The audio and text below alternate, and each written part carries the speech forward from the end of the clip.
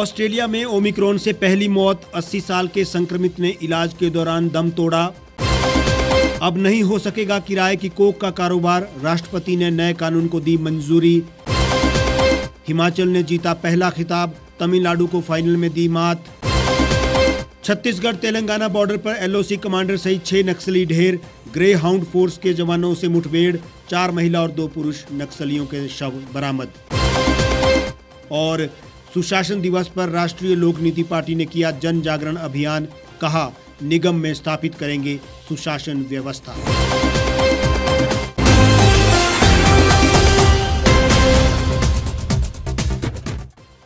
नमस्कार, स्वागत है आपका द रीव टाइम्स न्यूज चैनल में।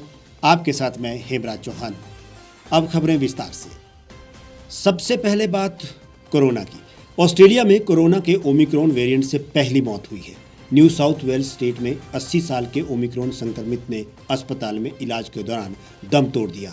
ये व्यक्ति फुली वैक्सीनेटेड था, लेकिन उम्र से जुड़ी कई बीमारियों से जूझ रहा था। दुनिया में ओमिक्रॉन ने दहशत सा माहौल बना रखा है। भारत में हालांकि स्थितियां काबू में है, फिर भी डर का माहौल तो बन ही गया है। न्यू साउथ वेल्स ऑस्ट्रेलिया का सबसे अधिक जनसंख्या वाला राज्य है। यहाँ सोमवार को 6000 से ज्यादा कोरोना केस मिले। फिलहाल 524 मरीज अस्पताल में भर्ती हैं, जिनमें 55 की हालत गंभीर बनी हुई है। इसके अलावा इंग्लैंड, साउथ अफ्रीका और अमेरिका में ओमिक्रॉन दहशत मचा रहा है। इस वेरिएंट से लड़ने में सरकारों के पसीने छूटने शुरू हो गए हैं। यही हालात रहे तो सख्ती बरतते हुए नियमों का पालन करवाना ही होगा। साथ ही आवाजाही पर भी कुछ समय के लिए नियंत्रण करना जरूरी होगा। भारत में भी ओमिक्रॉन ने अब रफ्तार बढ़ा दी है। जिस तरह से फिर से कोरोना और ओमिक्रॉन फैल रहा है, उससे देश में तीसरी लहर का खतरा भी बन सकता है। हिमाचल प्रदेश में भी एक केस ओमिक्रॉन का आ चुका है। इसके लिए आप सभी अपना ख्याल रखें, मास्क पहनें, सोशल डिस्टेंसिंग का पालन करें और अपने हाथों को बार बार सैनिटाइज करते रहें, साबुन से धोते रहें। कोरोना से बचाव में ही बचाव है। राष्ट्रपति रामनाथ कोविंद ने किराए की कोख या सरोगेसी विनियमन अधिनियम 2021 को मंजूरी दी है। राष्ट्रपति ने इसे शनिवार को मंजूरी दे दी और गजट प्रकाशन के साथ ही ये कानून लागू हो गया है। इस कानून में सरोगेसी को वैधानिक मान्यता देने और इसके व्यवसायीकरण को गैर कानूनी बनाने का प्रावधान है। इस कानून से सरोगेसी के वाणिज्यिक पैमाने पर दुरुपयोग पर अंकुश लगेगा। इसके जरिए केवल मातृत्व प्राप्त करने के लिए सरोगेसी की अनुमति मिलेगी, जिसमें सरोगेट मां को गर्भ की अवधि के दौरान चिकित्सा खर्च और बीमा कवरेज के अलावा कोई और वित्तीय मुआवजा नहीं मिलेगा। दरअसल व्यावसायिक स्तर पर सरोगेसी का आर्थिक लाभ अथवा कोई अन्य लाभ के लिए इसका इस्तेमाल किया जाता था। सरोगेसी की अनुमति तब दी जाती है जब संतान का इच्छुक जोड़ा चिकित्सा के आधार पर प्रमाणित बांझपन से प्रभावित हो।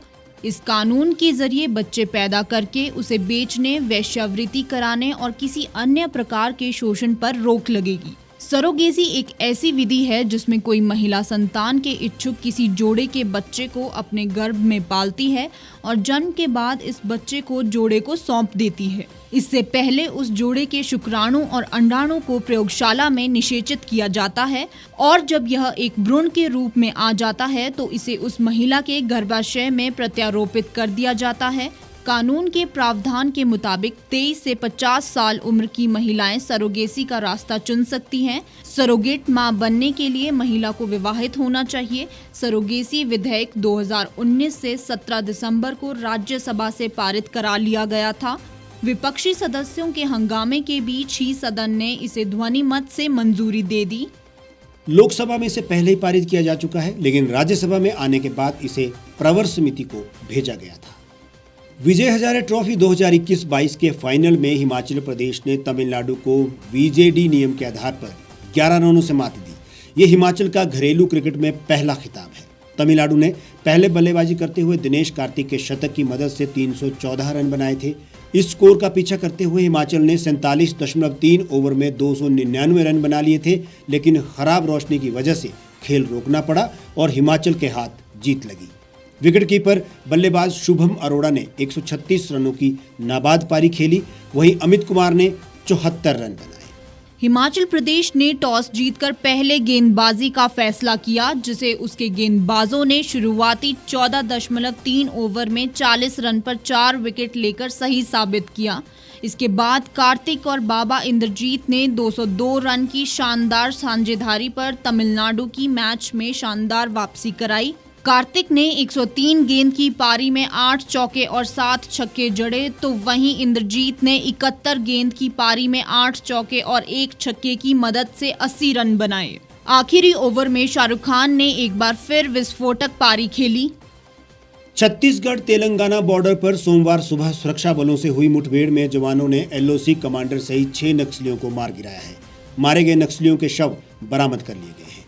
इनमें 4 महिलाएं और 2 पुरुष शामिल हैं। शवों के पास से ही हथियार और अन्य सामान भी बरामद हुआ है।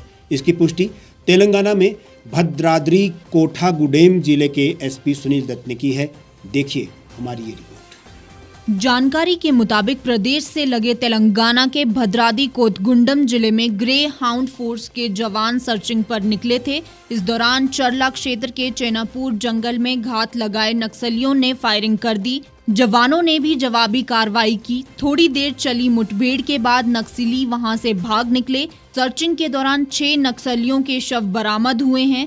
इनमें से एक की पहचान एलओएस कमांडर मधु के रूप में हुई है। इलाके में सर्चिंग जारी है। बताया जा रहा है कि तेलंगाना के डीजीपी महेंद्र रेड्डी ने 10 दिन पहले ही गुप्त रूप से क्षेत्र में निरीक्षण और जंगलों का दौरा किया था। यह सूचना मिलने के बाद कि माओवादी चरला क्षेत्र में मौजूद हैं। इसके बाद मुठभेड़ की रणनीति बनाई गई। भद्राद्री कोठागुंडेम जिला पुलिस के साथ ही खम्मम जिला पुलिस और छत्तीसगढ़ पुलिस को इसकी जानकारी दी गई, जिसके 10 दिन बाद नक्सलियों के खिलाफ ऑपरेशन लॉन्च किया गया। राष्ट्रीय लोक नीति पार्टी ने सुशासन दिवस के अवसर पर रिज मैदान शिमला से लोगों के बीच जन जागरण अभियान की शुरुआत की। क्रिसमस दिवस के अवसर पर सुशासन क्या और कैसे इसे लोगों के लिए लाया जा सकता है, इस पर पर्चे भी बांटकर प्रचार प्रसार किया गया। आरएलपी की टीम रिज मैदान पर स्वर्गीय अटल बिहारी वाजपेयी की मूर्ति के सामने एकत्रित होकर माल्यार्पण किया और उसके बाद लोगों के बीच में जाकर देश और प्रदेश में सुशासन व्यवस्था में क्या आयाम हो सकते हैं, इस पर चर्चा की और पर्चे बांटे।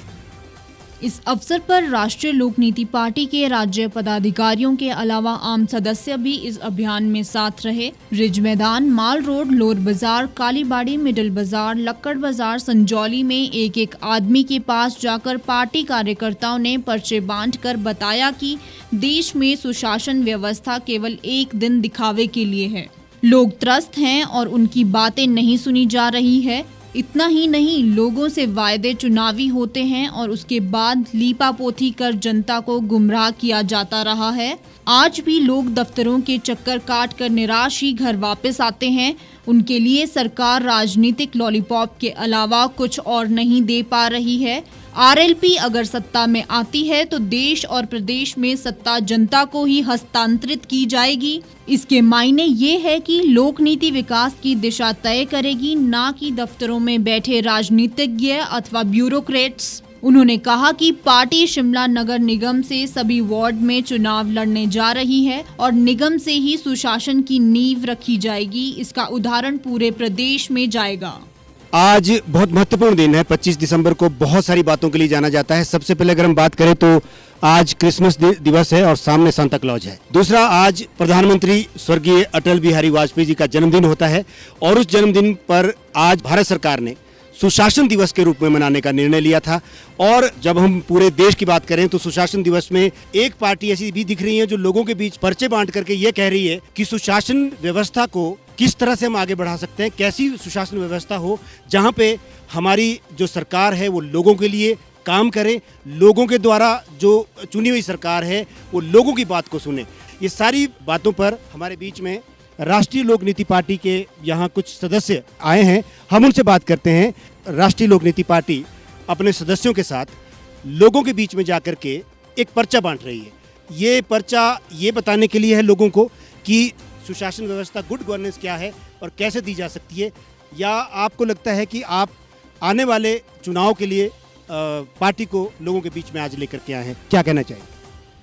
देखिए, जहाँ तक बात सुशासन की है तो राष्ट्रीय लोक नीति पार्टी मानती है कि सुशासन का मतलब है जन भागीदारी। इसका मतलब है कि आप लोगों की भागीदारी कैसे हो सकती है, पारदर्शिता हो, जवाबदेही हो, इसके साथ साथ लोगों के जो भी काम है उनको सरकार किस तरह से करे। सरकार का मतलब ये नहीं है कि वो कोई राजा है या उन्हें कोई ऊपर से भेजा गया है, जनता द्वारा भेजे गए प्रतिनिधि है। असली मालिक जनता है। जनता का शासन कैसे हो और लोगों के प्रति शासन की जवाबदेही कैसे हो, इसको लेकर के अपना एक विजन बनाया है राष्ट्रीय लोक नीति पार्टी ने। उसी को लेकर के आज हम जनता के बीच हैं। सरकार कह रही है, जो वर्तमान में भारत सरकार है और वर्तमान में जो हिमाचल सरकार है, डबल इंजन की सरकार वो अपने को कहती है, वो कह रही है कि आज तक की सबसे अच्छी सुशासन व्यवस्था इस सरकार ने दी है, भारतीय जनता पार्टी ने दी है। तो क्या ये पर्चे बांटने में इसमें कोई ऐसी अलग से बात है जो कह रहे हो? अपने मुंह मियाँ मिट्ठू बनना है, किसी ने तो बने, इस पे कुछ नहीं कहना है। लेकिन यस, ये पर्चे बांटने में अलग बात क्या है, वो निश्चित रूप से अलग बात है। अभी तक स्वशासन को लेकर सभी बड़ी बड़ी बातें सभी दल कहते रहे हैं, लेकिन स्वशासन आएगा कैसे, गुड गवर्नेंस आएगी कैसे, वो कैसे का जवाब किसी के पास नहीं है। मात्र कहना, प्रलोभन देना और अपने एजेंडे में रखना एक पार्ट है, लेकिन उसको अमली जामा पहनाने के लिए क्या तरीका है, वो तरीका भी होना चाहिए। आज तक कहीं नहीं था। आज राष्ट्रीय लोक नीति पार्टी उस तरीके के साथ सबके सामने आई है। आज किसी भी बात को लेकर प्रश्न करिए, उसका एक स्थायी और सटीक हल राष्ट्रीय लोक नीति पार्टी के पास मिलेगा। 3 या 4 कोई ऐसी बातें जो सुशासन को, जो गुड गवर्नेंस कहती हो राष्ट्रीय लोक नीति? देखिए, सबसे पहली बात यह है कि अभी सरकारें जो काम कर रही हैं एस्टिमेटेड डेटा पे काम कर रही है। किसी के पास रियल टाइम डेटा नहीं है। अगर आज कोई रिपोर्ट आप देखेंगे तो उसमें आप देखेंगे 2011 के सेंसस के अनुसार वो आंकड़े दिखाए जाते हैं। राष्ट्रीय लोक नीति पार्टी रियल टाइम डेटा के साथ काम करेगी। इस देश में सेंसस नाम की ज़रूरत नहीं पड़नी चाहिए कि हमें जनगणना 10 साल के बाद करनी पड़े। इतनी व्यवस्था होगी, रियल टाइम आपको हर वक्त सही इन्फॉर्मेशन, लाइव इन्फॉर्मेशन मिलेगी। पहली बात तो इससे मदद मिलेगी प्लानिंग को लेकर कि इस डेमोक्रेटिक पायदान में कौन आदमी कितना नीचे है, वो डेटा बताएगा। कौन कहाँ है, वो किस जगह में है, किस स्थिति में है, वो आंकड़े बताएंगे और उनको ऊपर उठाने के लिए योजनाएं उस ढंग से बनाई जा सकती है। नंबर 2, अभी देश में कोई भी ऐसा पहचान नहीं है कि आप देश के नागरिक हैं, भारत के नागरिक हैं। किसी के पास कोई एक भी आइडेंटिटी नहीं है कि आप भारत के नागरिक हैं। अलग अलग आइडेंटिफिकेशन सबके पास है। हम राष्ट्रीय लोक नीति पार्टी सारे अलग अलग कार्डों को ख़त्म करके एक कार्ड देश में होगा, वो नागरिकता पहचान पत्र होगा, सिटीजनशिप आइडेंटिफिकेशन कार्ड होगा और उसमें एक नंबर होगा। उसी नंबर के माध्यम से देश की सारी कार्य प्रणाली चलेगी, सारी सुविधाएं सरकार की उसी नंबर पर मिलेगी। आपकी हेल्थ है, एजुकेशन है, बैंकिंग है, एग्रीकल्चर है, सिक्योरिटी, सोशल सिक्योरिटी है, ये सारे काम उस नंबर के माध्यम से चलेंगे। तो ये एक नई पहल है। और तीसरा, हम जो नागरिकों में जवाबदेही लाने के लिए citizens welfare and accountability act लाने की बात कर रहे हैं। ये 3 हथियार ऐसे हैं जिससे किसी भी देश की शासन व्यवस्था को चुस्त दुरुस्त किया जा सकता है और इन्हीं 3 हथियारों के बलबूते राष्ट्रीय लोक नीति पार्टी आगे बढ़ने जा रही है। ये बड़ी गजब की बात है चौहान साहब कि अगर ये सारी बातें जो अभी डॉक्टर एल.सी. शर्मा कह रहे थे, अगर ये बातें इम्प्लीमेंट करनी है, लोगों के बीच में लानी है और इसको व्यापक तौर पर लोगों का समर्थन चाहिए, इसके लिए राष्ट्रीय लोक नीति पार्टी को सत्ता भी चाहिए। बिना सत्ता के आप ये काम बोल के नहीं कर पाओगे। लेकिन अभी जैसा हम देख पा रहे हैं तो अभी तो आपका पदार्पण है, तो आप अभी कहाँ से उठना चाह रहे हैं और कहाँ पहुँचना चाह रहे हैं? ठीक है, अभी हम लोग पंचायत लेवल से और कमेटी लेवल से, एमसी लेवल से, काउंसलर लेवल से शुरू हो रहे हैं। अभी एमसी का इलेक्शन आ रहा है, हम वहाँ से शुरू करते हैं। वैसे तो हमने पार्लियामेंट का भी इलेक्शन लड़ा है, तो उसमें भी लोगों तक हम ऑलमोस्ट 1800 से ज़्यादा बूथ जो थे वहाँ पर हमारा पदार्पण हुआ है, वहाँ हमें वोट मिले। तो अब एमसी शिमला का है, एमसी शिमला में हम अपने कैंडिडेट उतारेंगे। अवश्य है कि हम लोग यहाँ पर जीत के आएंगे और एमसी शिमला में अपना काम दिखाएंगे, अपना जो विजन है उसको बताएंगे। अप्रैल मई में आप चुनाव लड़ने जा रहे हैं? जी जी, ये पक्का है? हाँ, ये पक्का है। सभी सीटों पर? सभी सीटों पर, बिल्कुल बिल्कुल। आप क्या कहना चाहेंगे? हमारी ये पार्टी जो बनी है, इसमें ऊपर के लोग, जितने अमीर लोग हैं ना, वो तो वोट डालते नहीं। मध्यम लोग और थर्ड मैन जो है ना, हम लोग सफ़र होते हैं। और ये जितनी भी पार्टियाँ हैं, ये अपना उल्लू सीधा कर रही हैं, आम आदमी तक तो पहुँचते नहीं है। मैं इतना ही कहना चाहूँगा और बाकी किसी के बारे में निंदा नहीं करूँगा। जैन साहब, आप वरिष्ठ पार्टी सदस्य हैं और अभी हाल ही में मंडी में चुनाव हुए हैं, आपने वहाँ भी कमान संभाली है और एक बहुत अच्छे सामाजिक कार्यकर्ता के रूप में भी आपकी पहचान है जी। आप राष्ट्रीय लोक नीति के संदर्भ में कैसे भविष्य देख रहे हैं इस पार्टी का, और जनता के बीच में जो मुद्दे बताए जा रहे हैं, अगर इन मुद्दों को प्रैक्टिकली आप करना चाह रहे हैं तो कब तक का आप मान के चलते हैं कि कब तक आप इसमें सक्सेस हो पाएंगे और सत्ता को हाथ में ले पाएंगे? राष्ट्रीय लोक नीति पार्टी के तहत हमारी पार्टी सबसे अधिक जो जोर देती है वो एजुकेशन पर जोर देती है, ताकि एजुकेशन के माध्यम से हम सबको जागरूक कर सकें और जो पढ़ाई लिखाई लोग कर रहे हैं वो किसी यूटिलिटी में आए, किसी इस्तेमाल में आए, समाज के काम आए, देश के काम आए। आजकल जो पढ़ाई हो रही है वो केवल सिर्फ याद करना है और एग्ज़ाम में लिखना, वो इंटेलिजेंट माना जाता है जो ज़्यादा लिख दे और ज़्यादा याद कर ले, लेकिन उसको समझ नहीं होती। तो हमारी पार्टी सबसे ज़्यादा जोर जो लगाएगी वो एजुकेशन पर लगाएगी, और एजुकेशन ही किसी देश की सभ्यता और उसकी रीढ़ की हड्डी मानी जाती है। एजुकेशन को आम आदमी पार्टी की तरह आप भी नारा दोगे कि ये फ्री होगी, मुफ्त होगी? एजुकेशन फ्री होनी चाहिए, ये सभी का हक है, लेकिन एजुकेशन ऐसी होगी जिसको वो किसी काम में बदल सकेंगे। सिर्फ पढ़ाई लिखाई कागजों की ये रटने की नहीं होगी, प्रैक्टिकल रूप में होगी। आंदोलन अभी शिमला के और हिमाचल के अंदर हो रहा है। हाँ जी। प्राइवेटाइजेशन जो शिक्षा का है, प्राइवेट स्कूल ने बिना कुछ किए भारी भरकम फीस वसूली है बच्चों से। सरकार मूक दर्शक है, इनसे पैसे भी ले रही है, लेकिन सरकार जनता को बेवकूफ़ बनाती है और उनके ऊपर कोई एक्शन नहीं करती है। आपकी पार्टी का क्या रुख है इसमें? एजुकेशन प्राइवेटाइजेशन तो बिल्कुल होना ही नहीं चाहिए। हमारा तो ये कहना है कि एजुकेशन फ्री होनी चाहिए और उस एजुकेशन का सबको लाभ होना चाहिए। प्राइवेटाइजेशन के हम बहुत खिलाफ रहेंगे, हम इसको पनपने नहीं देंगे और इसको समाप्त करके ही रहेंगे। आप प्रदीप जी एक आम सदस्य है इस पार्टी के, हाँ जी। आपको क्या लगता है कि जो बातें की जा रही है, देश को राजनीति से नहीं लोक नीति से चलाने की बात हो रही है, संभव है? बिल्कुल संभव है। कैसे संभव है? अभी तो फर्स्ट स्टेज में तो हमको अपने जो विजन है पार्टी का, इसको जन जन तक पहुंचाना है, और वो बहुत सिंपल है और सादा है। आप क्यों जुड़े इस पार्टी से? इसका विजन पढ़ के ही हमको पता चला कि ये पार्टी सही दिशा में चल रही है, बाकी पार्टियों की तरह नहीं। चलिए, शुक्रिया। राष्ट्रीय लोक नीति पार्टी मंडी चुनाव में हाथ आजमाने के बाद अब शिमला नगर निगम में चुनाव के माध्यम से शहर को इसकी पौराणिक पहचान देने की बात कर रही है।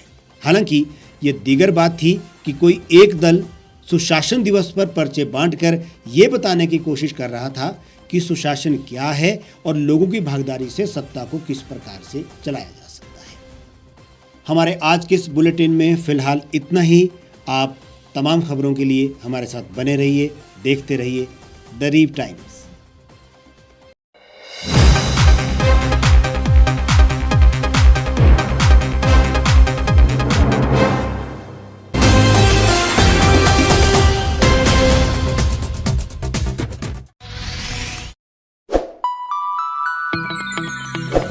खबरों में बने रहने के लिए सब्सक्राइब करें द रीव टाइम्स, लाइक और शेयर करना ना भूलें। एक छत के नीचे सुविधाओं का अब उठाएं लाभ। रीव ई मार्ट में अब पाएं अपनी रसोई के लिए गुणवत्ता और सस्ते दामों पर राशन सामग्री। दालें हो या हो मसाले, आपका किचन ई मार्ट संभाले। उच्च गुणवत्ता और दामों में बेहतरीन रीव ई मार्ट में पधारें और पाएं अपनी पसंद के सभी उत्पाद, या फिर करें ऑनलाइन ऑर्डर और पाएं घर द्वार पर ही सुविधा। आज ही संपर्क करें फोन नंबर 8219694079 पर, बाईपास रोड, शनान, संजौली, शिमला। गांव की चौपालों से लेकर संसद के गलियारों तक, गृहिणी के चूल्हे से लेकर निवेश और बाजारों तक, किसानों के हाल से लेकर खेत और खलिहानों तक, शिक्षा और स्वास्थ्य से लेकर खेल के मैदानों तक, संसद के प्रधान से लेकर पंचायत के पंच तक, सेंट्रल हॉल से लेकर ग्राम सभा के मंच तक, हर खबर पर रहेगी हमारी पैनी नजर।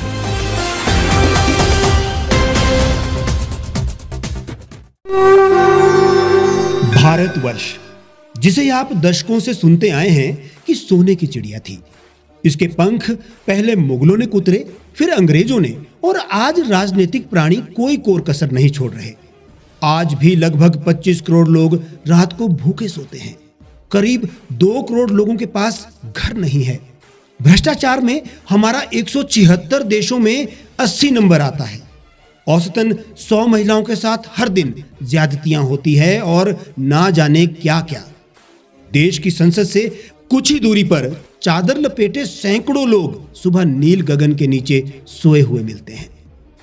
क्या आप एक ऐसे भारत की परिकल्पना नहीं करना चाहेंगे जहां कुछ ऐसा किया जाए कि 1 वर्ष के भीतर देश में कोई भिखारी या लाचार भी आश्रयहीन न रहे, लोगों को सभी सरकारी सेवाएं घर द्वार पर ही प्रदान की जाएं ताकि दफ्तर या कर्मचारी के चक्कर ना काटने पड़े, भ्रष्टाचार जड़ से समाप्त हो जाएगा।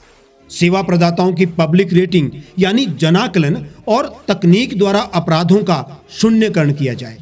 स्वास्थ्य और आधारभूत शिक्षा सभी के लिए समान गुणवत्ता के साथ निशुल्क प्राप्त हो और भी बहुत कुछ। यदि आप इस पवित्र राष्ट्र निर्माण यज्ञ का हिस्सा बनना चाहते हैं तो आज ही राष्ट्रीय लोक नीति पार्टी से जुड़ें। अब देश राजनीति से नहीं, लोक नीति से चलेगा। विजिट करें वेबसाइट rashtriyalokniti.org।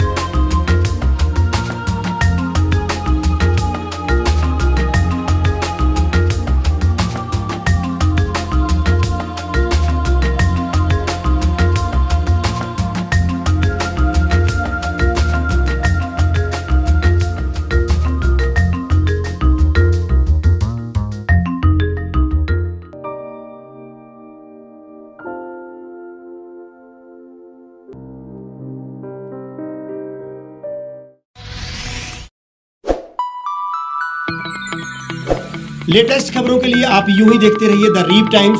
लाइक, शेयर और सब्सक्राइब करना ना भूलें।